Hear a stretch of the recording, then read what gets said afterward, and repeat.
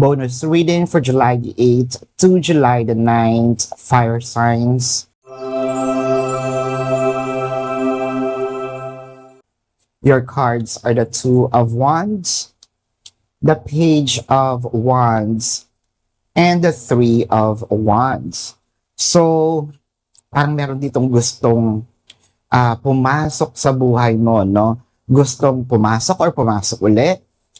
I feel like meron kayong silence nitong person na ito. Either hindi kayo nag-uusap, kasi bago pa, or hindi na kayo nag-uusap if this is a past person. So, nagkaroon ng distance, no? Ang inyong dynamic.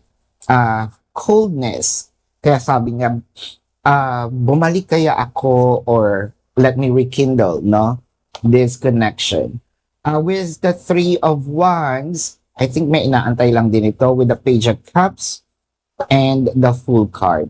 Inaantay lang nito na bigyan mo siya ng sign na I'm okay, I'm ready to have a conversation with you, or kung bago ito, baka I'm looking for, no? Looking for jowa, or looking, or probably, I'm available, no? Parang, it might not be a direct communication, kasi lagi naman itong nakamasid sa iyong either social media or mga posts. Kaya, I feel like malalaman at malalaman nito kung ano yung sign na ibibigay mo sa kanya. Pwede rin naman yung sign na ayoko na, tigilan mo na ako, or I'm moving forward, then lalayo ito.